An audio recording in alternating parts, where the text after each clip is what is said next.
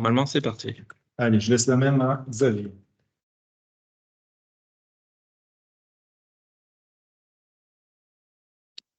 Alors, l'objectif, c'est de partager effectivement un... Oui, voilà, c'est vrai.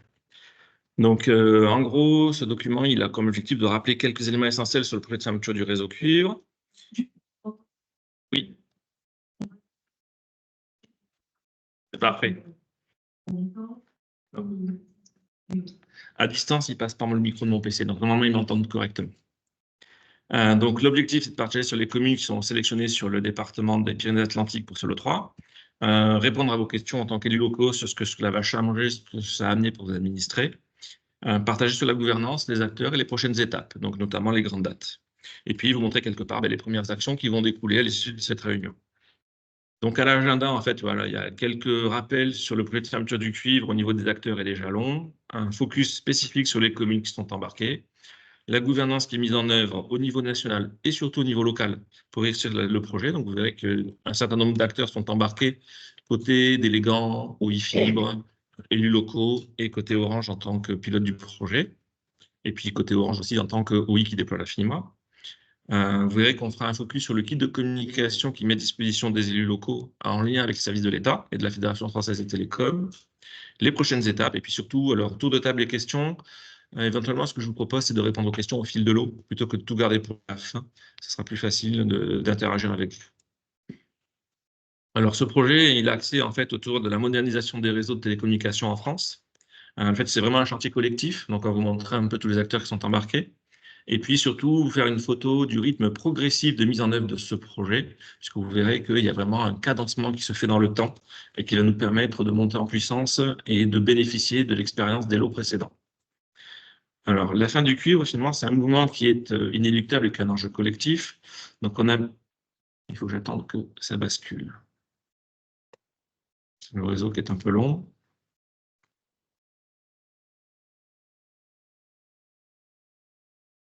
Allez. Donc, vous sachez que les débits, les consommations donc, des administrés français augmentent tous les ans de manière très forte sur les réseaux fixes. La crise Covid a montré aussi une grosse accélération des débits et des usages durant la phase, donc cette phase sanitaire. Ce que l'on voit aussi, c'est une baisse au fur et à mesure que les réseaux fibres se déploient, une maturation en fait des réseaux fibres qui se remplissent. Et donc, par exemple, sur 2021 et 2022, les lignes cuivre actives en France ont baissé de 18%.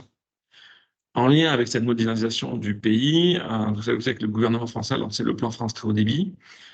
Fin 2023, on était à environ 36,6 millions de logements sur un peu moins de 42 millions de logements en France qui étaient raccordables. Et donc, ça fait de la France le pays le plus fibré d'Europe. Et donc, dans ce contexte, Orange, en tant qu'OI, donc opérateur d'infrastructures propriétaire des réseaux cuivre, a fait le choix de lancer un plan pour fermer ces réseaux, qui a été partagé, donc mis en consultation publique par l'ARCEP il y a maintenant un peu plus de 2 ans, validé, et derrière sur lequel nous communiquons et donc que nous avons lancé. Alors, nous ne sommes pas le seul pays en Europe à avoir lancé cette démarche. D'autres pays qui sont moins avancés que nous en termes de déploiement de la fibre ont d'ores et déjà commencé à expérimenter l'arrêt des réseaux cuivre, notamment l'Espagne, la Norvège, la Suède ou l'Estonie. Alors, fermer, alors j'attends que le slide s'actualise, voilà. Fermer un réseau cuivre, c'est un défi industriel, mais c'est aussi un défi sur lequel il y a des notions de critères réglementaires à respecter et donc des grandes étapes. Donc, les 2 grandes étapes, c'est la fermeture commerciale. Et donc, cette fermeture commerciale, en tant qu'opérateur qui possédons l'infrastructure des réseaux cuivre, l'ARCEP nous demande de communiquer dessus 36 mois à l'avance. Donc, nous informons sur la fin de commercialisation des offres cuivre sur chacune des communes 36 mois à l'avance. L'objectif, c'est le temps de laisser aux opérateurs de se retourner pour se connecter à tous les réseaux fibres qui sont présents sur les territoires et notamment venir vraiment s'imbriquer dans tous ces réseaux fibres. Donc, techniquement, l'ARCEP nous demande ensuite de communiquer sur une fermeture technique, donc qui a lieu 1 an plus tard. Donc, c'est un délai réglementaire. On ferme commercialement, on l'annonce 36 mois à l'avance. On ferme 1 an plus tard techniquement, on l'annonce à nouveau 36 mois à l'avance, le temps de laisser vraiment à tout l'écosystème de s'organiser. Et ça n'est qu'une fois que les réseaux sont fermés techniquement, on peut commencer à envisager de faire de la dépose d'équipement. Alors, on prend toujours l'image du nombre de communes qu'il y a en France, environ 36 000. On a environ 15 000 centraux téléphoniques. Ça veut dire qu'en particulier dans les zones rurales, un central téléphonique, il dessert la commune sur laquelle il est implanté, mais il dessert aussi les communes qui sont autour. Ce qui veut dire que si on veut pouvoir démonter ces infrastructures cuivre, il faut que toutes les communes qui dépendent d'un centrale téléphonique soient arrêtées techniquement. Donc, vous verrez que ça a une logique, du coup, que l'on embarque les communes par grappe de communes. On essaie de faire des plaques homogènes, donc on évite de faire de la tâche léopard et prendre des communes éparpillées à droite à gauche. Donc, on essaie d'avoir une cohérence géographique avec derrière, ça permet de faciliter deux choses, la communication vers tout l'écosystème, et donc en particulier les clients finaux, et puis surtout donc qu'à terme, on puisse maximiser le nombre de centraux téléphoniques que nous pourrons arrêter. Parce que ce que je n'ai pas dit, hein, dans les drivers qui ont lancé ce plan, il y a aussi un gros objectif pour Orange d'arriver à une neutralité carbone en 2040. Il faut savoir qu'aujourd'hui, un accès cuivre consomme 3 fois plus d'électricité qu'un accès fibre. Donc il y a aussi un enjeu en termes d'environnement pour le groupe Orange de mettre fin à ces réseaux cuivre et donc de diminuer l'empreinte carbone et l'émission à la consommation électrique de ces réseaux cuivre. Donc vous voyez que l'enjeu, il n'est pas neutre. En janvier, on avait encore 12 400 000 lignes cuivre actives en France. Ça veut dire qu'environ 30% des logements français avaient encore une ligne cuivre en janvier. Un tout petit peu moins de 30%. On a passé ce seuil en décembre. Et donc l'objectif, c'est que l'on arrive à 0 client sur ces réseaux cuivre en 2030. Donc ça veut bien dire que vous allez voir qu'on va avancer lot par lot, commune, par plaque dans l'arrêt du cuivre. Mais ça veut dire que ces réseaux cuivre, on va devoir le maintenir jusqu'à fin 2030. Et ça, c'est aussi un inducteur pour nous, c'est qu'au fur et à mesure que l'on embarque des communes et qu'on les arrête, on va récupérer des équipements, notamment de commutation, puisque ça fait 15 ans que des équipements de cette nature ne sont plus produits. Donc en fait, au fur et à mesure qu'on avance, qu'on arrête les réseaux, on démonte des équipements, on les recycle, on en réhabilite certains et on s'en sert pour faire vivre les réseaux jusqu'en 2030. Alors, on dit que c'est un chantier collectif. Pourquoi? Alors, le temps que le slide s'actualise, ça n'est pas juste un chantier technique. Vous allez voir qu'en fait, en termes d'acteurs, il y a aujourd'hui 8 grands acteurs identifiés. Ça s'actualise. Le premier, donc l'ARCEP, qui est donc l'entité au niveau national qui gère la régulation autour des télécommunications, et donc qui pilote notamment tout ce qui est conditions réglementaires, de manière à ce que ce plan d'arrêt du cuivre se déroule dans des conditions juridiques et contractuelles qui permettent à tous les opérateurs de traiter leurs clients, à tous les opérateurs d'infrastructure fibre d'avancer dans le projet. Donc l'ARCEP, je vous ai dit tout à l'heure, voilà, 2 jalons techniques importants, fermeture commerciale, fermeture technique. Nous, en tant qu'opérateurs qui possédons les réseaux cuivre, nous avons l'enjeu de structurer, d'anticiper, de communiquer, de coordonner le chantier. Et en premier lieu, nous le faisons avec les opérateurs qui déploient la fibre et leurs délégants. Donc, si on prend le cas des Pyrénées-Atlantiques, la fibre paloise, THD 64 et Orange en tant qu'OI-Fibre qui déploie aussi la fibre sur un certain nombre de communes du département. L'autre acteur qui est très important, ce sont les opérateurs commerciaux. Les opérateurs commerciaux, ce sont bien eux qui aujourd'hui ont les contrats avec vos administrés dans les côtés communes. Ce sont eux qui gèrent contractuellement et juridiquement leurs clients et qui ont la charge de communiquer en premier lieu vers tous les clients qu'ils ont en parc. Donc, vos administrés qui ont encore des lignes cuivre aujourd'hui, le premier acteur qui va les contacter, c'est leur opérateur commercial qui a un contrat avec eux. Et c'est bien cet opérateur commercial qui va communiquer sur les dates de fermeture commerciale et technique et qui va faire un bilan de leurs besoins pour les accompagner, que ce soit des clients grand public ou entreprises. Alors, les clients finaux, ben, eux, la contrainte, c'est qu'ils vont devoir migrer vers d'autres solutions techniques dans un délai contraint. Donc, à la fermeture commerciale, ils ne pourront plus changer d'opérateur cuivre. C'est-à-dire que s'ils ont une ligne cuivre, ils peuvent la conserver. En revanche, s'ils étaient clients chez un opérateur A et qu'ils veulent passer chez un opérateur B, une fois que la fermeture commerciale elle a eu lieu, ils seront automatiquement orientés vers de la fibre chez cet opérateur chez qui ils veulent passer. De même, si quelqu'un emménage sur votre commune une fois que la fermeture commerciale a eu lieu, le nouvel arrivant ne pourra prendre que de la fibre. Et par contre, le gros jalon qui est très important, c'est qu'à la fermeture technique, là, c'est vraiment la date à laquelle on coupe les services du cuivre. Et donc, il est très important pour les clients finaux qu'ils aient migré avant cette fermeture technique vers, en premier lieu, la fibre. Dans le cas où la fibre ne serait pas disponible pour diverses raisons, ça peut être des travaux au sein de l'habitation de vos administrés, ça peut être une gaine qui est bouchée éventuellement au moment où un opérateur veut les mettre en service.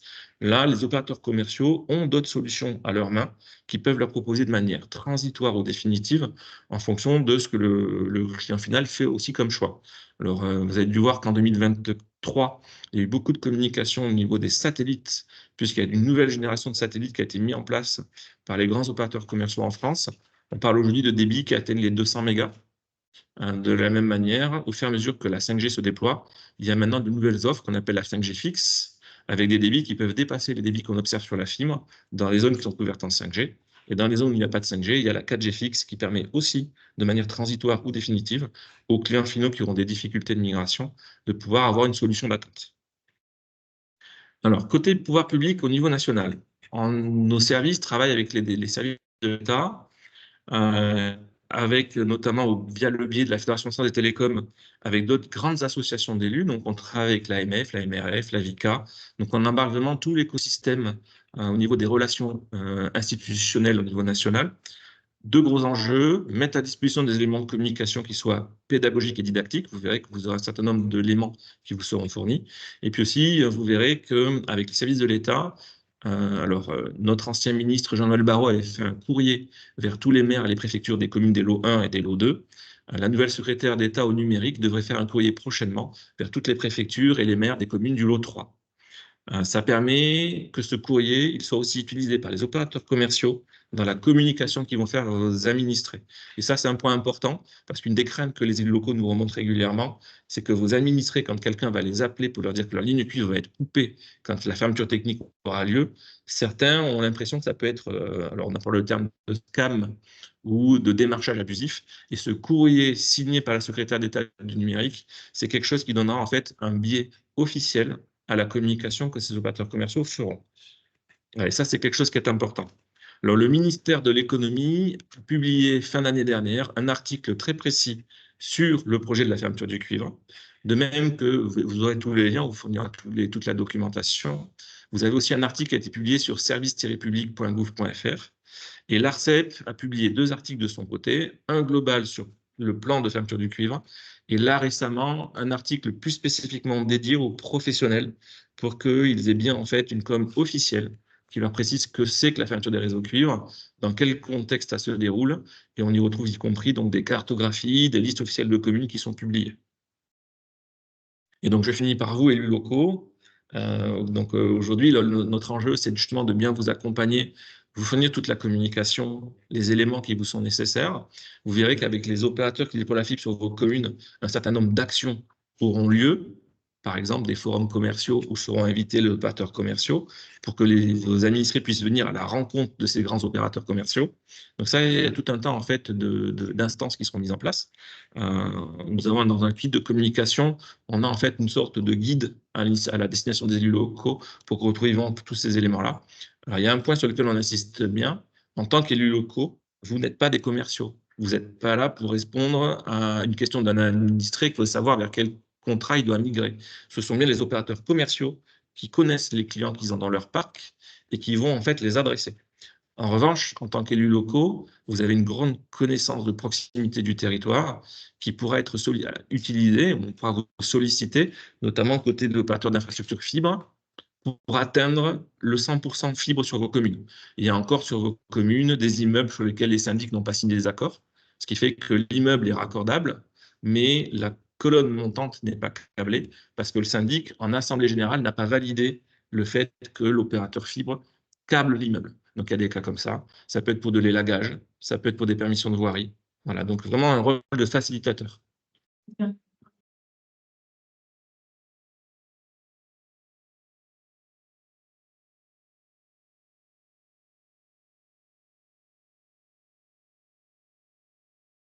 Compréhensible, c'est quand même très pointu, donc ça mérite qu'on fasse une petite pause, déjà pour voir s'il y a des questions, s'il y a des choses qui nous paraissent étonnantes. Allez-y, madame. Oui, il y a deux, trois choses qui me font un tout petit peu. Vous parlez de. Comme c'est impossible, on a expliqué de se raccorder parce que soit c'est chez la personne, il y a des travaux qu'il peut faire, c'est très cher, ou bien parce que c'est impossible. Et de l'autre côté, vous parlez d'atteindre le 100% raccordable. J'ai l'impression qu'il y a une autonomie. Et par ailleurs, moi, je représente l'Intercommunalité de France au réseau national au comité national du réseau fixe. Et on parle bien sûr de la fin du cuivre. Et on parle bien de 100%. Enfin, les alternatives, éventuellement de manière temporaire, pourquoi pas. mais pas d'alternative définitive. Donc, qu'est-ce que vous pouvez Alors, en fait, me dire là-dessus? alors, pour qu'une commune puisse être fermée à la date de la fermeture commerciale, l'ARCEP a édicté un critère très précis qui a été validé au 4e trimestre de l'année dernière, qui nous a amené à fermer les 162 communes du lot 1. On va voir après justement le calendrier. Je vous le mets à l'écran, comme ça vous verrez les différents lots. Donc ce fameux lot 1, il a été fermé commercialement le 31 janvier de cette année. Pour que les 162 communes puissent fermer, il a fallu que 100% des logements identifiés sur les 162 communes soient rendus raccordables par les opérateurs qui déploient la fibre. Ensuite, ce n'est pas parce que 100% des logements sont raccordables qu'ils peuvent tous être raccordés. Si le réseau est bien déployé, le client final, votre administré, va pouvoir passer une commande, sauf qu'au moment où le technicien va mettre la fibre en service, il peut rencontrer une gaine bouchée, ou il peut rencontrer en fait une infrastructure qu'il ne pourra pas utiliser. Et donc, c'est là que les solutions temporaires ou transitoires sont amenées à être utilisées. Voilà. Donc ça, c'est vraiment c'est un critère qui est, c'est une condition sine qua non. Le 100% fibre, voilà.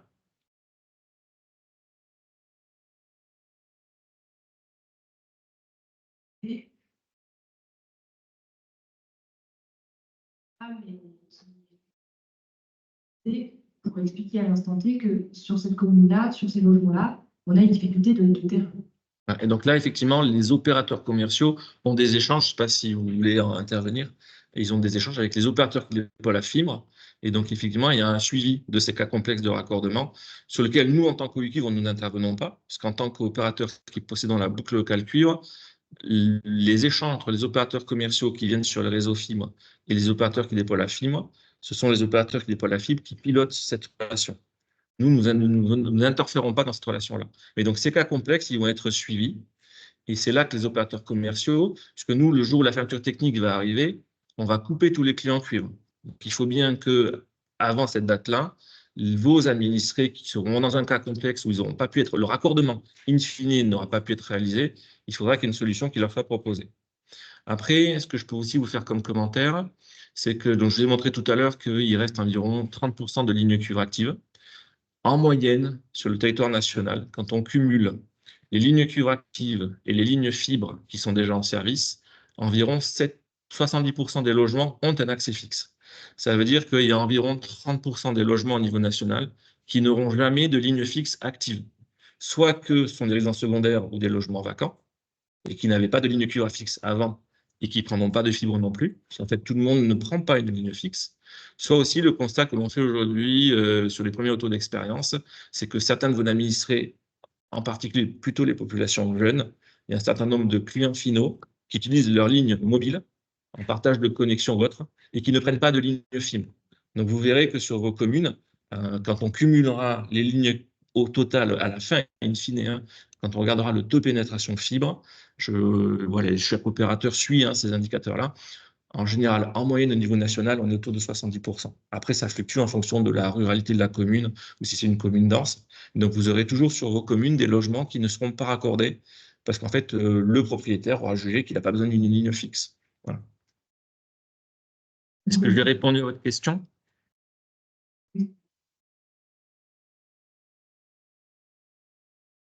Est-ce que le bouton de droite avec le petit visage est là?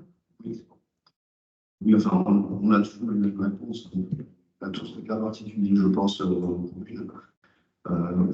Des gens qui sont désireux d'avoir la fibre et qui ne peuvent pas l'avoir. Et vient la question, et la dernière réunion qu'on a eue avec nous, c'était la CCLO, donc il y a des dossiers qui coûtent, je crois, 660 € et 900. Bon, voilà. Mais voilà, quand il n'y a pas de ligne destinée au CNAS, on va mettre ce qu'on explique à nos administrés, c'est qu'en fait, c'est une interface et c'est très injuste parce que le reste de la population est confrontée sans problème et eux, ça c'est très difficile à expliquer. Le modèle économique, oui. Je vais apporter peut-être une précision. Je crois que là, vous parlez des logements neufs et du service qui est proposé par XP Fibre pour remplacer en fait, le service universel qui a été arrêté par Orange. Je pense qu'on parlait de ça. Non, on a aussi le cas, on a tous des cas particuliers, donc j'ai aussi le cas d'une habitation qui est habitée depuis toujours, qui n'a jamais été malgré beaucoup de demandes, n'a jamais été raccordée au téléphone. Voilà. Donc il y a peut-être 500 mètres de manque de pylônes.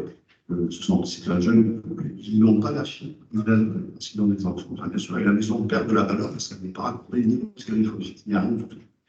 Et qui reçoit la mauvaise humeur, c'est moi.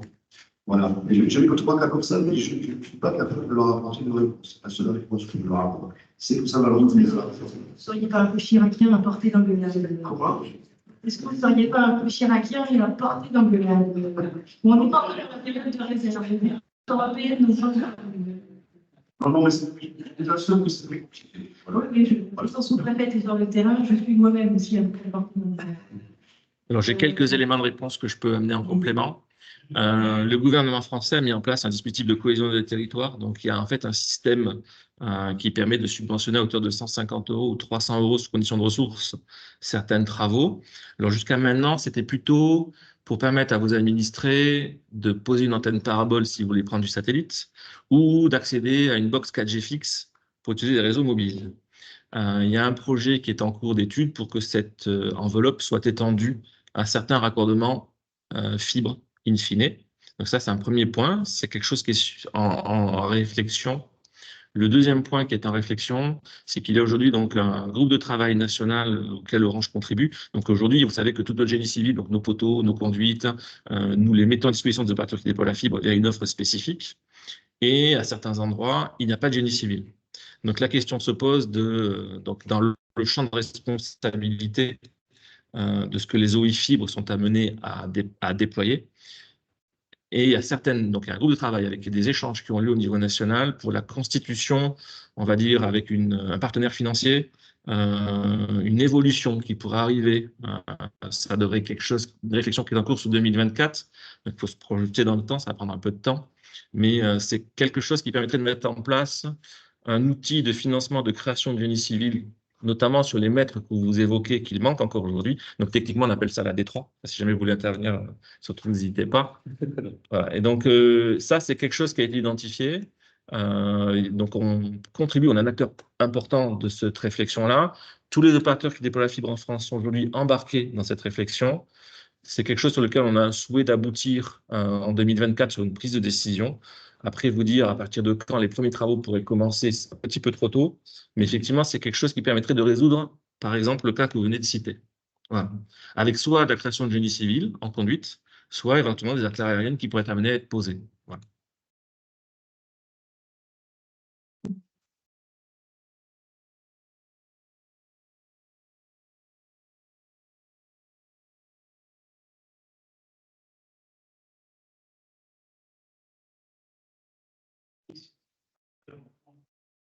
Vous indiquez, si j'ai bien compris, c'est sur le fait que vous voyez que pour 100% des lignes cuivre précédemment tirées, seulement 70 se reportent sur la fibre, c'est ça? Je reprends la main. Ouais, je n'ai pas été assez précis. Non, c'est que si on cumule taux de pénétration fibre sur vos réseaux que vous déployez et taux de cuivre actif. OK. Alors, en fait, aujourd'hui, si je prends, donc je vous ai donné les chiffres tout à l'heure, il reste encore 30% à peu près de lignes cuivre actives sur les 42 millions de logements en France. Je vous ai donné donc 12 millions 3. Ça veut dire que les clients qui ont ces lignes cuivre-là, ils vont être tôt ou tard, d'ici à 2030, contactés par leur opérateur commercial, qu'il soit grand public ou entreprise, pour migrer vers de la fibre, en premier lieu. Dans 99% des cas, c'est ce qui va se passer. Sauf que le constat que l'on fait, notamment chez les entreprises, c'est qu'à l'occasion de la modernisation de leur réseau, cuivre vers fibre, déjà, il n'y a pas forcément autant de lignes fibre tirées que de lignes cuivre. En fait, il faut savoir qu'avec la fibre, vous avez davantage de services, de débit, d'offres. Et donc, quand vous aviez 100 lignes entreprises cuivre, il y en aura beaucoup moins en fibre. Et l'autre constat qui est fait, c'est qu'en fait, dans vos communes, il y a des logements habités, des logements vacants et des résidences secondaires. En particulier, si on regarde les stations balnéaires ou les stations de ski, par exemple. Et donc, dans ces logements-là, il n'y a jamais eu de cuivre. et il est fortement probable qu'il n'y aura jamais de fibre, même s'ils sont rendus raccordables. C'est-à-dire que ces logements, les réseaux fibres ont été faits de manière à ce qu'ils soient raccordables, mais c'est des logements sur lesquels il n'y avait jamais eu de cuivre, et la probabilité qu'ils ne prennent jamais de fibre, elle est supérieure à 80%. Et donc, quand... Exactement, où, en fait, le client final, ben, sa résidence d'été, quand il y va, il utilise son mobile, et donc, en fait, il n'avait pas de ligne ADSL, ben, il n'aura pas de ligne fibre. Et donc, quand on fait le cumul, la projection in fine en 2030, quand tu n'auras plus de cuivre nulle part, c'est qu'à peu près 70% des logements auront une fibre active. Et donc, il y aura 30% des logements, grosso modo, hein, qui n'auront pas de ligne fibre tirée. Raccordés in fine. Ils seront raccordables, mais ils ne seront pas raccordés.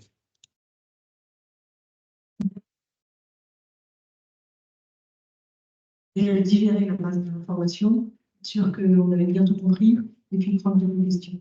Oui, on parle de raccordable, mais tout à l'heure, c'est raccordable, mais techniquement, ce n'est pas possible. Est-ce que vous ne faites pas la différence entre raccordable et éligible? Normalement, l'opérateur d'infrastructure a dit c'est bon, la prise de bidule et le petit point vert, on va dire, est éligible, mais il n'est pas raccordable parce que quand l'opérateur commercial est arrivé à la maison, s'est rendu compte que pour une raison extrêmement, que ce soit chez la personne ou que ce soit à l'extérieur, il y a un problème d'infrastructure, il y a un problème de zéro, il y a... Voilà, donc est-ce qu'il faut bien faire cette distinction raccordable et éligible? Alors, prendre la main. Alors, raccordable et éligible, c'est la même chose. Si vous êtes raccordable, vous êtes éligible. C'est-à-dire que vous tapez votre numéro de ligne cuivre, vous tapez votre adresse chez votre opérateur commercial, vous allez être apparaître comme quoi vous êtes éligible à la fibre. Donc, raccordable et éligible, c'est les mêmes termes. En revanche, ce qui peut arriver, c'est que côté fibre paloise, TLG64 ou Orange sur le BAB, vous ayez fait tous les travaux, vous avez rendu l'inéligible, mais vous avez un syndic qui n'a pas signé l'accord de fibrage de son immeuble, ce qui fait que les clients, le bâtiment, il est raccordable, mais les clients ne pourront pas être construits en fibre tant que le syndic n'aura pas validé l'autorisation pour l'opérateur fibre de venir déployer la fibre à l'intérieur de l'immeuble. Donc ça, l'ARCEP, elle l'a très bien identifié. Et nous, en tant qu'opérateur cuivre qui arrêtons les réseaux cuivre, elle nous demande de suivre ces logements. Donc, c'est ce qu'on appelle des refus pour cause d'un tiers. Et donc, ces logements, on les suit, on les trace, on a des échanges. Vous verrez dans la gouvernance qu'on en a avec les opérateurs qui déploient la fibre, on suit ces logements-là. L'ARCEP sur le lot 1, donc vous voyez que le lot 1, hein, c'est 210 000 logements, c'est 162 communes. Elle a édicté un certain nombre de données que l'on doit suivre. Donc, on suit notamment deux choses, ce qu'on appelle les refus tiers. On suit aussi les gelés commercialement. Alors, les gelés commercialement, ça peut être pour d'autres raisons. Éventuellement, je laisserai l'opérateur qui déploie la fibre expliquer ce que c'est qu'un gelé commercialement. Mais donc, toutes ces choses-là, on les suit précisément. L'ARCEP a édicté des règles précises dessus qui sont arbitrées. Et l'autre cas que tu as cité, sur l'immobilier neuf, qui est très important, hein, on a une région qui est dynamique d'un point de vue démographique. Donc, on a beaucoup d'immobilier neuf qui se fait. Il a été prévu, et donc l'ARCEP a édicté aussi un critère très précis. En gros, on demande aux opérateurs qui déploient la fibre de suivre dans leur fichier réglementaire de déploiement de la fibre. Alors, ça s'appelle les fichiers IPE. Les fichiers IPE, c'est un fichier dans lequel chaque opérateur qui déploie la fibre explique les logements qui sont sur son territoire, s'ils sont raccordables ou s'ils sont en cours de déploiement, si c'est de l'immobilier neuf. Et quand c'est de l'immobilier neuf, il y a ce qu'on appelle une date de livraison du programme immobilier. Donc ça doit apparaître dans ce fichier. Et l'ARCEP nous a demandé de nous assurer que tout l'immobilier neuf qui a une date de livraison inférieure à la fermeture commerciale, moins de 3 mois, soit bien rendu raccordable à la date de fermeture commerciale, pour que justement, en fait, vos administrés qui vont venir emménager dans ces logements neufs sur vos communes, au moment où on va fermer commercialement, ils puissent être rendus éligibles à la fibre. Donc ça, là-dessus, il y a des critères très précis qui ont été dictés. Alors, il y a un retour d'expérience qui est en train d'être fait sur ce lot 1, notamment pour essayer de simplifier les choses. Parce que là, ce que je vous montre à travers ce document que vous avez à l'écran, c'est que les lots 1 et 2 sont tout petits. Le lot 1 fait 200 000 logements, le lot 2 fait 1 million de logements. Donc, nous, sur le Grand Sud-Ouest, c'est 197 communes. Le lot 3, qui fait 2 300 000 logements. Le lot 3 sur le Grand Sud-Ouest, c'est 823 communes, si je ne me trompe pas. Et donc, vous voyez que les lots 1, 2 et 3 ont cumulé, c'est que 8% du terrain de jeu. Donc, on est vraiment dans une phase où on apprend, où surtout on a un objectif, c'est d'industrialiser la communication, les fichiers que l'on va suivre, toutes les données qui vont nous permettre de vous assurer, côté élus locaux, sur le fait que vos administrés sont bien rendus éligibles ou raccordables, et que derrière, les opérateurs commerciaux ont bien mis en ordre de marche tous leurs outils de communication et leurs services clients pour accompagner vos administrés. Ce que vous voyez aussi à travers ce document à l'écran, c'est que le lot 4 sera vraiment le premier lot d'envergure. On est en train d'y travailler en ce moment. Les communes qui seront présélectionnées dans ce lot 4, elles seront annoncées normalement fin avril. Et donc, quand on aura fait lot 1 plus lot 2 plus lot 4, on n'aura fait qu'un quart du terrain de jeu. Et l'essentiel du programme, il va se faire sur les 3 derniers lots, puisque vous voyez que les lots 5, 6 et 7, ils font un quart du territoire. Donc, 75% du programme se fera. Donc, c'est, si j'ai bien compté, 31 500 000 lignes qui se feront sur les 3 dernières années, les 3 derniers lots. Et donc, on est vraiment dans une phase aujourd'hui où on capitalise sur le lot 1. Donc, vous, sur le lot 3, vous bénéficierez aussi de l'expérience qu'on va engranger sur le lot 2. L'objectif, c'est que ce lot 1 et ce lot 2, à l'issue de la fermeture technique du lot 2, on ait vraiment défini tous les process, on ait industrialisé la démarche, qu'on ait simplifié un certain nombre de suivis. Là, en ce moment, ce que je peux vous citer comme exemple, je vous disais que sur vos communes, il y a des immeubles aujourd'hui où les syndics n'ont pas signé les accords. Pour le moment, l'ARCEP laisse les opérateurs fibre suivre ces refus syndics un peu à leur main. Donc, chaque opérateur fibre a son propre processus de gestion de ces refus syndics. Il est possible qu'en 2024, elle clarifie ce qu'elle va demander aux opérateurs fibre. Notamment, elle risque de leur demander d'avoir un délai minimum, donc une communication récente. En gros, elle veut s'assurer que tous les syndics, ils auront au moins été contactés dans les 6 derniers mois, par exemple. Parce que parfois, les refus syndics, ils remontent à 1 an, 2 ans, 3 ans. Et donc, l'objectif, c'est que le projet de fermeture du cuivre soit l'occasion pour les opérateurs fibre de revenir vers ces syndics, de les relancer, de leur redire que voilà, la fermeture du cuivre arrive sur la commune, et donc de profiter de cette date de fermeture pour qu'il y ait à nouveau un contact qui soit noué. Voilà. Donc ça, c'est quelque chose de vraiment très important.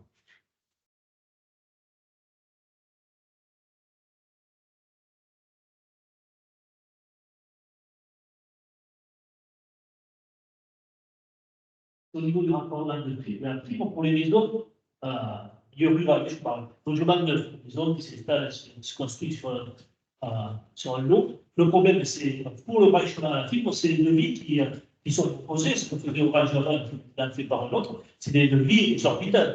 Ça va, je passe devant la maison, ça va de 4 000 € à 1 000 €. Donc, les jeunes sont réfractaires à se raccorder. On peut comprendre. C'est ça aujourd'hui le problème. Il faut que dans les communes,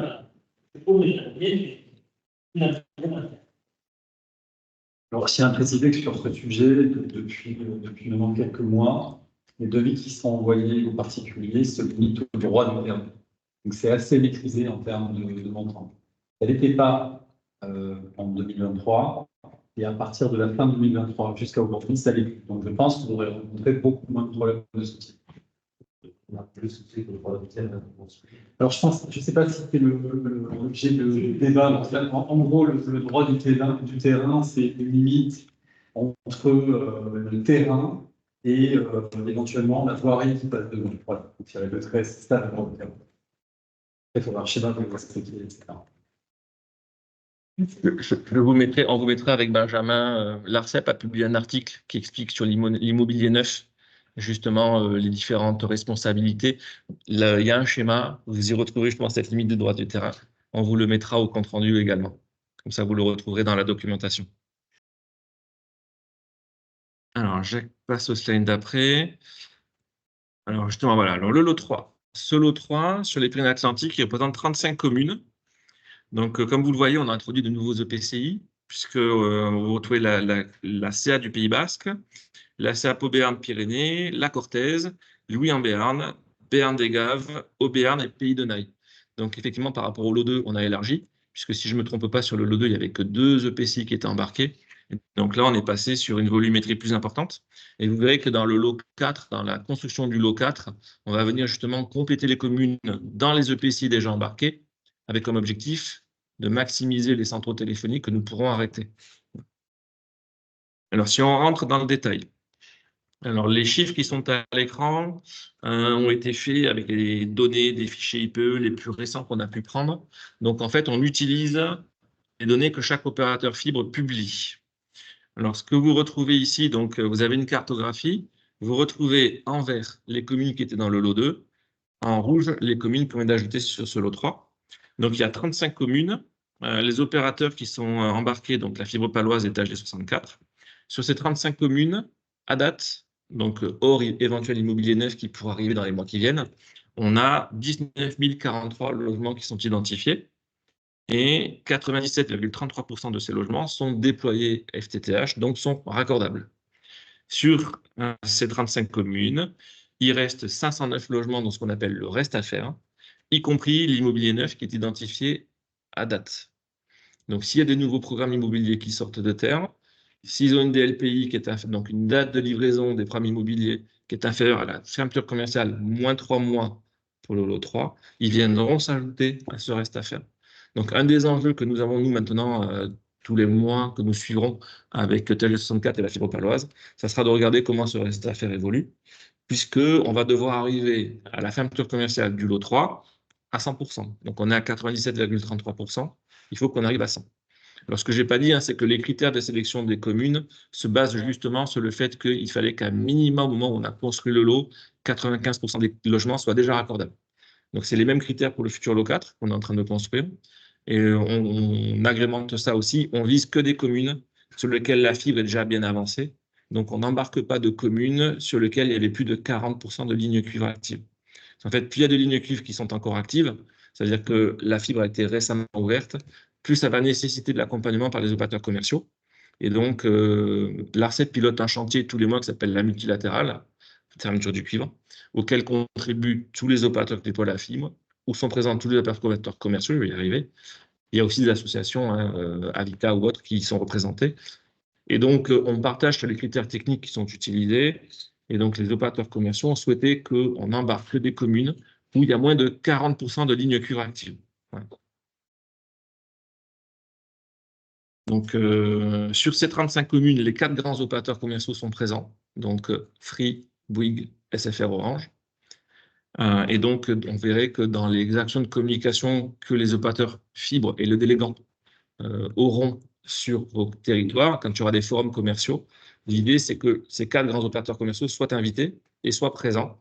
Donc, il y a toujours une communication qui se veut équitable et neutre en termes d'accompagnement quand on fait de la communication sur le projet de fermeture du cuivre. Alors, dernièrement, si vous avez des questions, après, en fait, on a un slide par com d'agglo. Donc, vous retrouvez en fait les communes de chacune des agglomérations. Et on voit à chaque fois, justement, cette vision du nombre de logements. Du nombre de logements qui sont éligibles et donc en déduction de ce qui reste à faire, reste à produire. Donc là, vous retrouvez la com d'agglo du pays basque. Vous retrouvez donc les 8 communes qui sont embarquées. Est-ce que vous souhaitez que je les liste à chaque fois ou est-ce que vous avez... Ouais, allez. Alors, vous m'excuserez si j'estropie certains noms de communes. Donc, sur la com d'agglo du Pays Basque, vous avez Incil, Bourgoué, Vielnave, Osta, Jaxou, Montori, Orsanco, Saint-Just-Ibar et Suesca. Donc, vous voyez que sur cet agglo, on est à 99,01% des logements raccordables. Donc, il reste moins d'1% des logements à rendre éligibles à la fibre. Alors, il y a même déjà, que je ne me trompe pas, il y a 5 communes qui sont déjà à 100%. Et donc, ça représente 1111 logements, dont 1100 qui sont déployés. Ils sont raccordables. Sur la com d'agglo Pau Béarn Pyrénées, donc Aricy, Ossevielle, Berry-en-Béarn, Bougarbet, Danguin, l'Escar, Pays de l'Escar, Saint-Detz et Syros. Donc, sur ces 10 communes, vous retrouvez 10 277 logements, 9 983 qui sont aujourd'hui déployés. Oui. Alors, en fait, je crois que c'est sur ton écran, il faut que tu te mettes focaliser sur le contenu. Il y a une option ici, tu te mets sur bosser. Dans l'affichage, focaliser sur le contenu.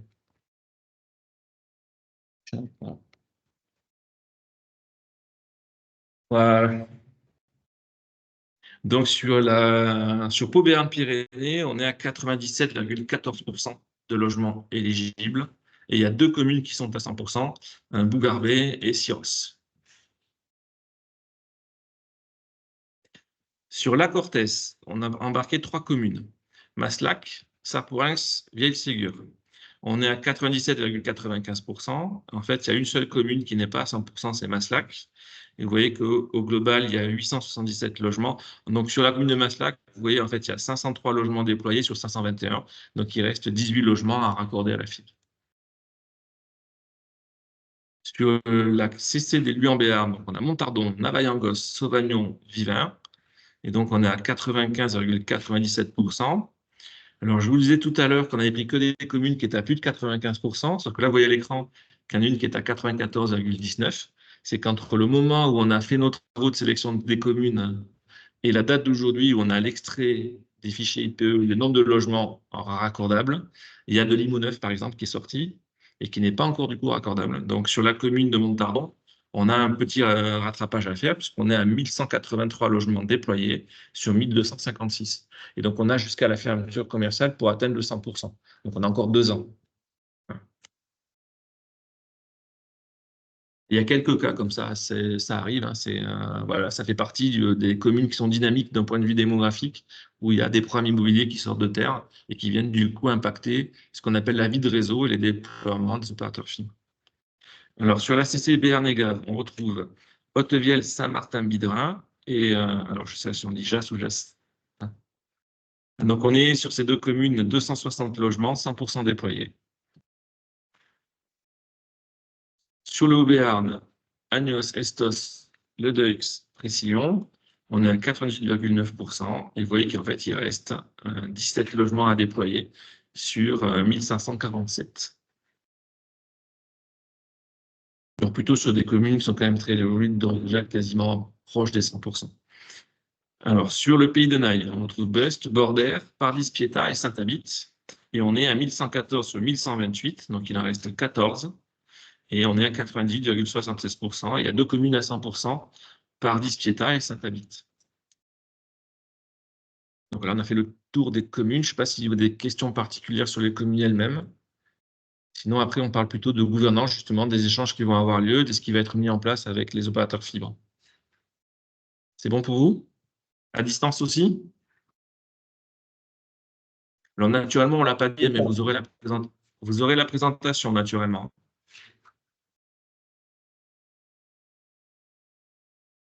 Alors, si on parle un peu de gouvernance. Alors, chez Orange, opérateur qui possède la boucle locale cuivre.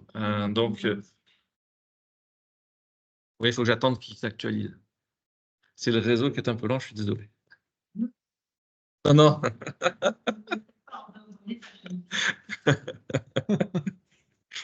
Donc, vous aurez en face de vous 3 personnes principalement. Donc, Benjamin, qui est le directeur régional donc, des relations avec les collectivités locales, qui sera votre contact privilégié en tant qu'élu locaux. Donc, le directeur de programme des commissions du cuivre pour la région, donc moi-même. Et puis, vous aurez un chef de projet cuivre. Alors, ce que je n'ai pas dit, c'est que je suis un local de l'étape, que je suis basé à Toulouse, mais j'habite à Escar. Voilà, donc je suis dans une des communes du Lot 3.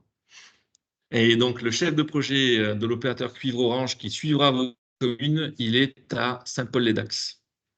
Et donc, il est à l'unité d'intervention du Grand Sud-Ouest et il travaille avec nous sur ce projet. Alors, chez les opérateurs FTTH, on aura donc plusieurs représentants au niveau de THD 64 et de la fibre paloise. Naturellement, on embarque aussi leurs délégants. Donc, c'est pour ça qu'il y a un certain nombre de personnes qui sont dans la salle aujourd'hui. Le but du jeu, c'est que, à la fois au niveau du département de l'agglo de Pau, on ait effectivement tous les acteurs qui contribuent à l'identification du bon achèvement du projet. Voilà. Alors, les réunions de lancement local avec les opérateurs fibres, elles ont eu lieu les 15 et les 16 février. Donc, aujourd'hui, il y a lieu la réunion de lancement avec les élus locaux. Et donc, à l'issue de la réunion d'aujourd'hui, on va mettre en place en fait les réunions de suivi opérationnel avec chaque opérateur, sachant qu'elles sont déjà en place pour le lot 2. Et donc, en fait, ce qu'on fait, c'est qu'on fait une réunion unique, lot 2, lot 3. Et donc, à partir de la prochaine réunion, on regardera bien les communes du lot 3 en même temps que les communes du lot 2. Et donc, l'objectif, c'est que l'on regarde toutes les conditions nécessaires pour pouvoir prononcer la fermeture commerciale. Alors, le lot 2, c'est dans 10 mois et le lot 3 dans 1 an et 10 mois. Alors, ce qu'on met aussi effectivement en visibilité, c'est qu'il y a un certain nombre de réunions de travail qui sont à convenir avec les élus locaux et les opérateurs qui déploient la fibre pour suivre l'avancement des déploiements. Alors ça, ce qu'on essaye de faire, c'est qu'on essaie absolument d'introduire des réunions nouvelles là où il y en a déjà. Donc, si vous avez des réunions avec la fibre paloise dans des communes de l'agglo de Pau, ou si vous avez déjà des réunions avec THD64 pour suivre l'état des déploiements fibre, à l'occasion d'une de ces réunions, en tant qu'opérateur sur la partie cuivre, on pourra être amené à être sollicité pour intervenir et faire un point d'étape sur vos communes, sur la partie fermeture des réseaux cuivre. Oui.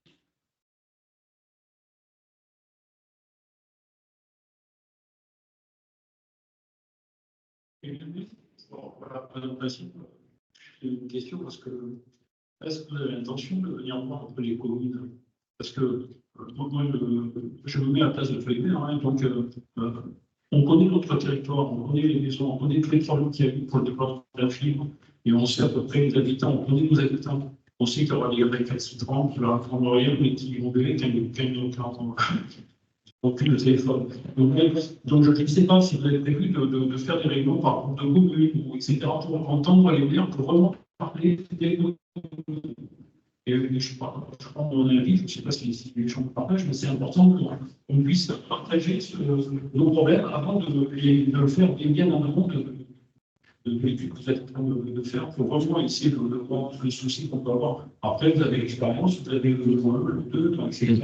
On peut le comprendre. Et la deuxième question, c'est, oralement, vous avez parlé de beaucoup de tous les petits problèmes qu'on peut avoir. Est-ce que vous avez dans votre vous avez parlé, je crois, quelque chose de document qui permettrait aux maires, puis de nous, parce que c'est nous qui sommes frontales avec nos élus, de pouvoir répondre à toutes les questions. Alors, donc, je ne sais pas, on a été sur le petit industrie, le petit artisan de voir sa fille qui prennent des questions spécifiques.